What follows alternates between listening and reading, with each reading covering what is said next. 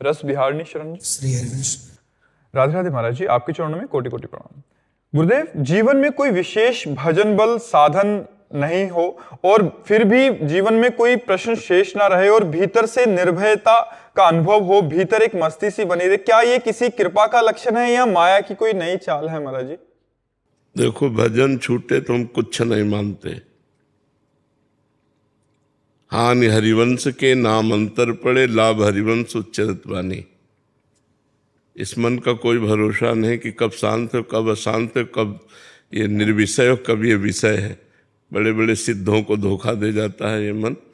इसलिए हमारे मन का थर्मामीटर कि ठीक है कि नहीं, भगवद स्मरण है। अगर हमारा भगवद स्मरण चल रहा है तो सब ठीक है। कहे हनुमंत विपत्ति प्रभु सोई, जब तो सुमिरन भजन न होई। निर्भयता तो आतंकवादियों को भी है, ये निर्भयता नहीं चाहिए। मृत्यु से तो कितने लोग निर्भय हैं, जो मृत्यु को कुछ समझते ही नहीं, अपने को मारने के लिए तैयार हैं। ये निर्भयता नहीं। जिसमें भगवत स्मरण चलता है और भगवान के बल से सब कुछ विस्मरण हो गया, वो खास बात है। समझो हमारी बात को। तो इसलिए भजन तो खास होता नहीं है, फिर हम खास कुछ नहीं है। खास चीज तो वही है ना, भजन। किसका प्रश्न है? खास चीज भजन है। अगर भजन नहीं है तो भजन, निरंतर भजन, तद विस्मरणेन परम व्याकुलते थे। प्रभु का विस्मरण होने पर व्याकुलता पैदा हो जानी चाहिए। तो सत्वगुण के लक्षण है दया, शांति, निर्भयता, ये दैवी संपदा के लक्षण है। ये हमको इससे क्या तात्पर्य है? जो हमारा उद्देश्य है वो है निरंतर भजन। राधा राधा राधा हर श्वास प्रश्वास पे होती रहे। ये ऐसी निर्भयता कोई खास अभी नहीं है। और हमारा थर्मामीटर ही अध्यात्म का है भजन स्मरण। यश्च स्मरण मात्रेण जन्म संसार बंधनात् विमुच्यते, नमस्तस्मै विष्णवे प्रभु विष्णवे। जिनका स्मरण मात्र संसार सागर से मुक्त कर देता है। गीता सुनने के बाद अर्जुन जी को स्मृति प्राप्त हुई। नष्टो मोहा स्मृति लब्ध्वा तत्प्रसादान मयाच्युता। तो हम स्मृतिवान बने, हम भजन परायण बने।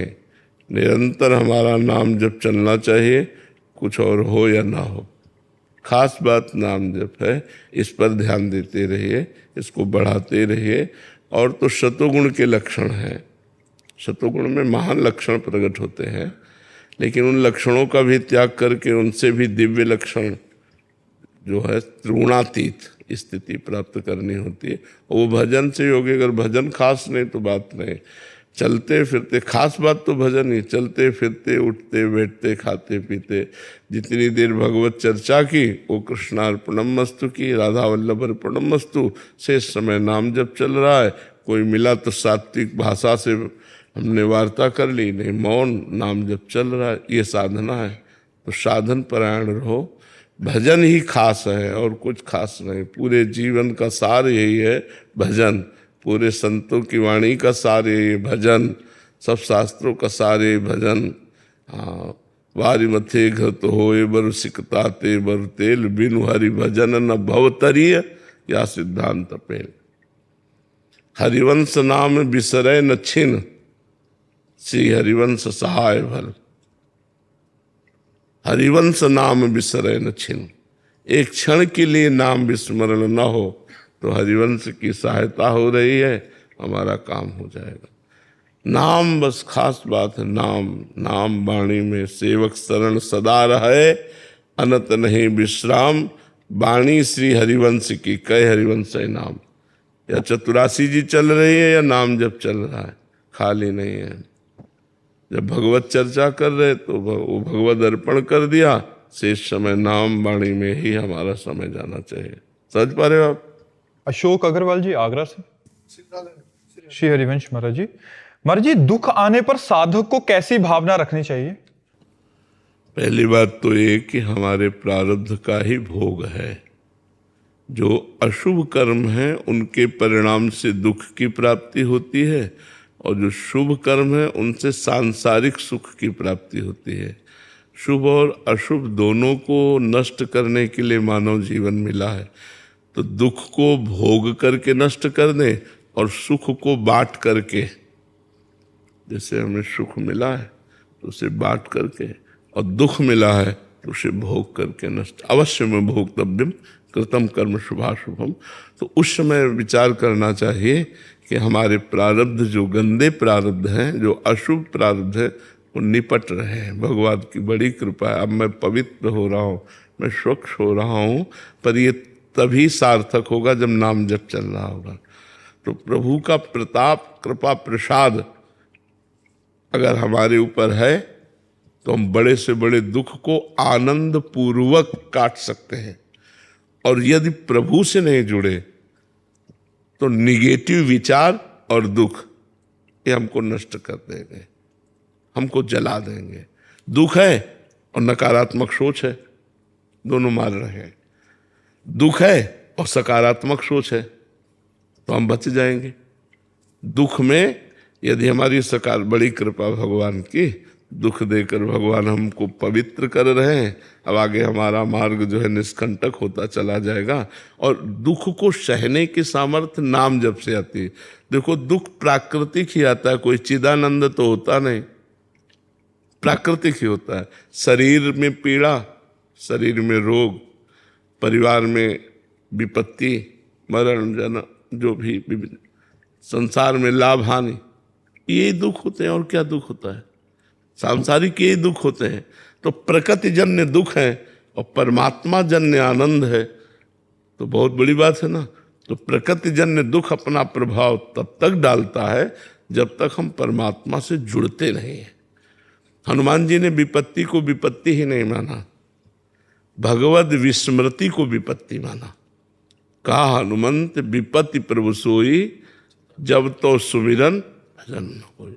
अगर भगवान का स्मरण, भगवान का भजन चल रहा है तो निश्चित मानो आप बड़ी बड़ी विपत्तियों को पार कर जाएंगे, बड़ी बड़ी विपत्तियों को।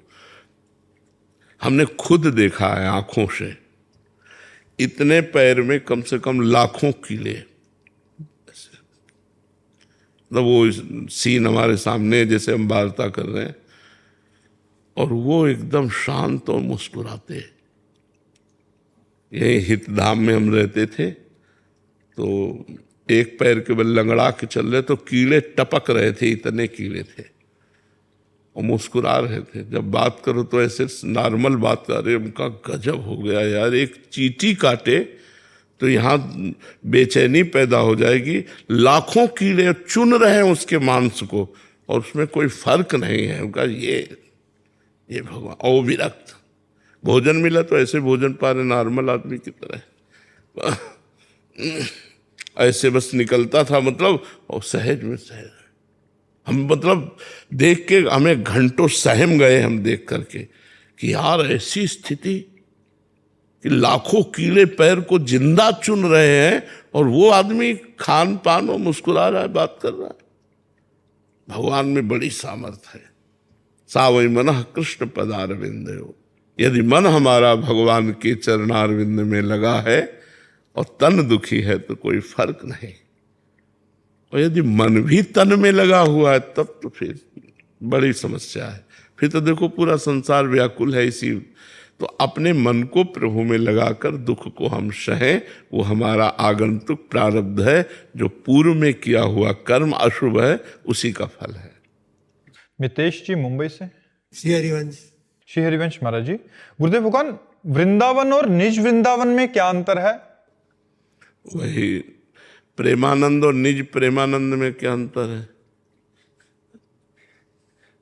अब इसमें पहली बात तो कोई अंतर नहीं है और दूसरी बात अंतर है कि जिसे हम प्रेमानंद मानकर शरीर देख रहे हैं वो प्रेमानंद नहीं है।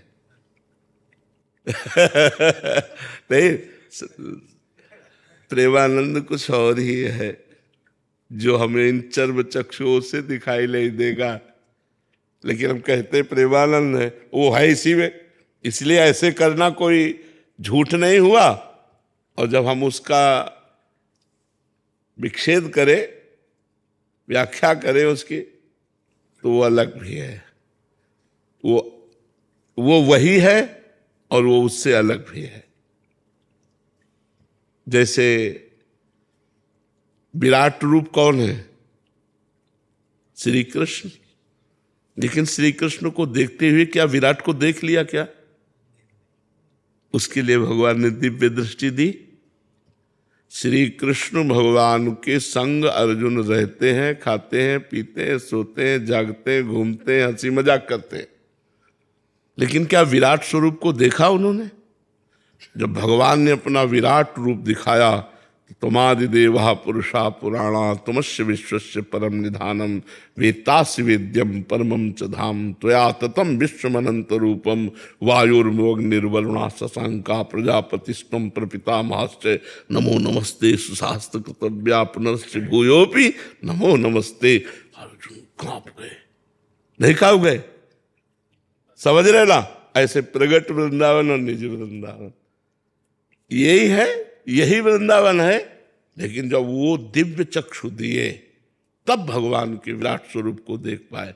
ऐसे ही प्रगट पांच भौतिक मायाकृत जो वृंदावन है वो तो हम देख रहे हैं, लेकिन इसी में चिदानंद वृंदावन है। वो गुरु कृपा से, रसिकों की कृपा से, चश्मा नित्य बिहार को दियो बिहारिन मोय। भगवत ऋषि जी कहते दिव्य वृंदावन देखने के लिए एक चश्मा मिलता है। वो चश्मा बिहारिन जू, किशोरी जू, क्या प्रेम दृष्टि। वो प्रेम दृष्टि से ओ दिव्य वृंदावन, जहां की लता के पत्ते के तेज के बराबर वैकुंठ का तेज भी नहीं है। वृंदावन दुति पत्र की उपमा को कछुनाहि, कोटि कोटि वैकुंठ हो तेसम कहे न जाए। रज की तुल वैकुंठ नहीं और लोक की हिमाय। वृंदावन की लता सम कोटि कल्प तरुणा है, रज की तुल वैकुंठ नहीं और लोक की हिमाय। लता लता सब कल्प दुम पारिजात सब फूल, और वृंदावन जहां प्रिया प्रीतम। अच्छा, ये तो वृंदावन की शोभा, और वृंदावन में विहरण करने वाले युगल सरकार। आप सोच लो, जहां जिनका बन ऐसा सुंदर दिव्य चिदानंद, तो वो कैसे, और उनका प्रेम विलास कैसा। तभी तो ये दुर्लभ वस्तु है। जब कृपा करते हैं वृंदावन, वृंदावन रजरानी, तब वृंदावन और प्रिया प्रीतम की तरफ हमारा मन जाता है। कहाँ हम नरक तुल्य भोगों में फंसे हुए, कहाँ चिदानंद रस बरस रहा है। तो है यही वृंदावन, पर इन नेत्रों से नहीं देखा। ये नेत्रों की क्षमता केवल माया देखने की है। इसमें इन नेत्रों से त्रिगुणमयी माया को देख सकते हैं।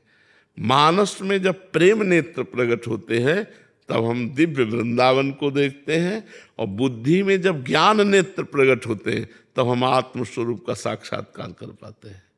सागर जी मुंबई से। राधे महाराज जी। राधे राधे महाराज जी।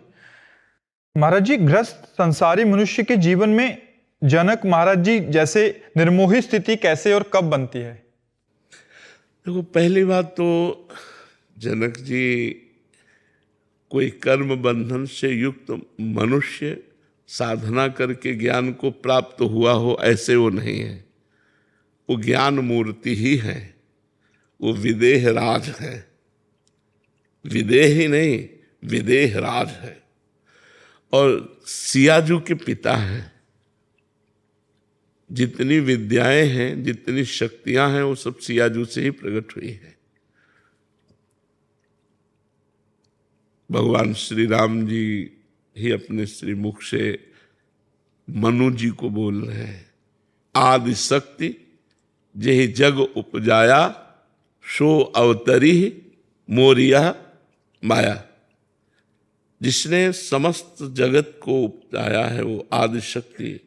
ये तो जिनके यहाँ समस्त विद्याओं का स्वरूप, समस्त शक्तियों का स्वरूप अंशी अंश है, सब स्वयं सियाजू प्रकट हो रही, वो मनुष्य तो है नहीं। और जिनके शिष्य श्री सुखदेव जी जैसे परमहंस हैं, वो कोई साधना से सिद्ध हुए ज्ञानी पुरुष नहीं है। साधना की और सिद्ध ज्ञानी हो गए, वो ऐसे नहीं है, वो ज्ञान का स्वरूप है। श्री सुखदेव जी जैसे परमहंस जिनको गुरु रूप में वर्ण किया, वो ज्ञान मूर्ति है, केवलम ज्ञान मूर्ति। वो ब्रह्मानंदम परम सुखदम केवलम ज्ञान मूर्ति, द्वंद्वातीतम गगन सदसम तत्वमस्यादि लक्ष्यम एकम नित्यम विमल अचलम सर्वधि साक्षिभूतम भावातीतम त्रिगुण रहितम सदगुरुम तम नमामि। ऐसे सदगुरु स्वरूप से जनक जी महाराज हैं। तो हम जनक जी जैसी स्थिति तो प्राप्त नहीं कर सकते, क्योंकि वो ज्ञान मूर्ति है, केवलम ज्ञान मूर्ति। हम पांच भौतिक शरीर से साधना करेंगे, सूक्ष्म शरीर को पवित्र करेंगे, कारण शरीर को पवित्र करेंगे, फिर निर्लेप होकर अपने स्वरूप में स्थित हो जाएंगे। लेकिन उसकी भी भूमिकाएं हैं। आप कितना निर्लेप हो रहे हैं। इस कोटि का महापुरुष विदेह राज कहेगा कि चेला की महिमा देख ले, 16 वर्ष की अवस्था है, दिगंबर है और ब्रह्मबोध संपन्न है। तो हमें क्या करना है? हमें जनक जी से कृपा प्राप्त करनी है और उनसे प्रार्थना करनी है कि हमें ऐसा ज्ञान हो जाए कि मैं अपने शरीर और शरीर संबंधी भोग और शरीर संबंधी रिश्ते नातेदारों से निर्लिप्त रहूं। इतना ही हमें प्रसाद मिल जाए। निर्लिप्त होकर या तो भगवान की भक्ति करें या आत्मस्वरूप के ज्ञान में स्थित हो जाए।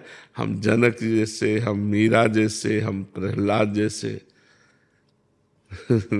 5 वर्ष के बालक प्रहलाद जी, कितनी ऊंची स्थिति है। तो ये जन्मजात सिद्ध महापुरुष हैं। अब जैसे सनकादि जैसे हम बन जाएं, हम नारद जी जैसे, ये जन्मजात सिद्ध पुरुष हैं। हम कर्म बंधन से युक्त हैं। साधना के द्वारा कृपा हो गुरुजनों की तो कर्म बंधन से मुक्त हो जाएं, बस इतनी बात है। इनके जैसे तो ये तो सृष्टि के उदाहरण हैं। पर जी वैसी स्थिति एक जीव दशा से प्रकट हुआ उसकी नहीं आ सकती ऐसी दशा?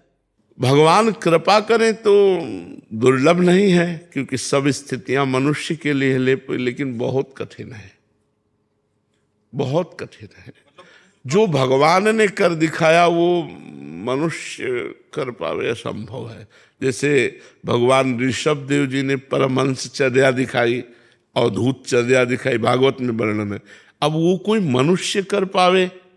अपने ही मल में लौट रहे हैं, अपने ही सोच किया उसी में लौट रहे हैं और योजनों सुगंध फैल रही उसकी, इतने परम। अब वो भगवान के अवतार है ना ऋषभ देव। तो भाई हम उनके उपदेशों के अनुसार चलकर उस स्थिति को कुछ समझ सकते हैं जितना वो समझा सके। जैसे समुद्र की हम था नहीं ले सकते, हम में जितनी श्वास रोकने की दम है हम उतने नीचे जा सकते हैं, फिर ऊपर आ जाएंगे, लेकिन समुद्र की था नहीं पाए। ऐसे भगवान ज्ञान समुद्र हैं, भगवान प्रेम समुद्र हैं, हम उनकी था नहीं ले सकते। आज तक बड़े बड़े ज्ञानी महात्मा वेद आदि, वेद से बढ़कर कौन ज्ञानी होगा, वो भी नेति नेति कहते हैं, नाइति नाइति। तो हम अपनी क्षमता के अनुसार भगवान से जुड़ करके, गुरुजनों से जुड़ करके संसार से निर्लेप होकर मुक्त हो जाएं। जनक जी के चरणों की वंदना करके उनसे कुछ कृपा प्रसाद मिल जाए, ऐसी हम उनकी समानता, जैसे मनु महाराज ने कहा कि आपके समान हमें पुत्र प्राप्त हो, तो भगवान हंस दिए कि हमारे समान तो हम ही है, हमारे समान अद्वितीय है, भगवान के समान जैसे कोई नहीं, ऐसे जनक जी के समान कोई नहीं। ऐसे ही मीरा जी के समान कौन भक्ति कर सकता है, प्रहलाद जी के समान कौन भक्ति कर सकता है। हाँ, मीरा जी कृपा करे किंचित प्रेम आ जाए, प्रहलाद जी कृपा करे किंचित भगवान का दासत्व आ जाए, हमें तो लगता है ऐसा। अब वो कृपा करके स्थिति दे दे भगवान, तो उन्होंने ही प्रहलाद जी को दी, वो तुम्हें भी दे सकते हैं। लेकिन सामर्थ्य हमारी नहीं है, कृपा में सामर्थ्य है। वो कृपा करें तो एक पापी को महात्मा बना दे, वो कृपा करें तो घोर निशाचरी प्रवृत्ति को घोर साधुता प्रदान कर दे। भगवान के लिए कुछ दुर्लभ नहीं, लेकिन हमारे लिए दुर्लभ है। महाराज जी इसमें एक जैसे मीरा जी या कोई भी ऐसे महान संत रहे हैं जिनके जीवन में भारी प्रतिकूलता आई, बट उस समय जो उनके समकालीन जो उनके संगी थे वो उस स्थिति को तो नहीं समझ सकते थे। आज से 400 साल बाद या 500 साल बाद हम कह रहे हैं कि वो ऐसी स्थिति में थे, उनकी ऐसी कृपा। आज भी सामने क्या रहता है, माया का एक प्रभाव रहता है जिससे हम महापुरुषों को महापुरुषों के रूप में नहीं देख पाते। जब वो पधार जाते हैं, उनकी जीवनी, उनकी महिमा सुनते तब कहते हैं वो महापुरुष थे, और बड़ी श्रद्धा होती, बड़ा भाव रहता है। लेकिन जब वो सामने रहते हैं तो माया मतलब ऐसी कुछ लीला करती रहती है जिससे ये नहीं लग पाता कि ये साक्षात भगवत स्वरूप हैं, ये महापुरुष हैं। रहे तो बहुत बड़े बड़े महापुरुष हैं। आपके एक सत्संग में सुना था कि जैसी स्थितियां हम सुनते हैं इससे भी उच्च कोटि की स्थितियों वाले महापुरुष अभी भी विद्यमान हैं, अभी भी धरा पे हैं, बट हम देख नहीं पा रहे उनको। तो महाराज जी, उससे ऊपर की स्थितियां या वैसी आंतरिक स्थिति जो प्रभु में इतना तदात्म हो, तो उस समय वर्तमान में क्या होता है कि भगवान की माया का ऐसा प्रभाव रहता है, धूल पड़ी रहती है, हम समझ। और जब जीवनी पढ़ते तब अरे तो इतनी उच्च कोटि के महापुरुष, वो जब पधार जाते हैं, अंतर ध्यान हो जाते हैं, तब हम उनको समझ पाते हैं और तब वो हमारे हाथ से निकल गए होते हैं। अच्छा, जो सामने होते हैं तो हमारी जो बौद्धिक स्तर है वो स्वीकार ही नहीं कर पाता कि ये इस कोटि के हैं। बौद्धिक स्तर ने स्वीकार कर, माया है ना, माया का प्रकृति की तो बुद्धि है ना, उस अगर स्वीकार कर ले साक्षात परब्रह्म तस्मै श्री गुरुवे नमः, मेरे परब्रह्म परमात्मा मेरे गुरुदेव के रूप में आए, काम हो गया उस शिष्य का। उसकी साधना तो कदम कदम पे बढ़ती चली जाएगी, पर स्वीकृति नहीं हो पाती। वर्तमान में स्वीकृति नहीं हो, बहुत साधक या संत, लेकिन ये साक्षात भगवान है। गुरु ब्रह्मा गुरु विष्णु गुरुदेव महेश्वरा, गुरु साक्षात परब्रह्म। अगर ऐसी दृष्टि हो जाए तो उस शिष्य की साधना कहाँ पहुंच जाएगी, बहुत उच्च कोटि की साधना हो जाएगी। तो ऐसे ही महापुरुष जब रहते हैं तो प्रगट में वैसा भाव नहीं रहता। जब अंतर ध्यान हो जाते हैं तब वो माया का पर्दा हटता है कि अरे यार, हमने कितनी बड़ी निधि थे हम खो दिए, कितनी बड़ी निधि थे हम जान ही नहीं पाए। तो ये बात होती है।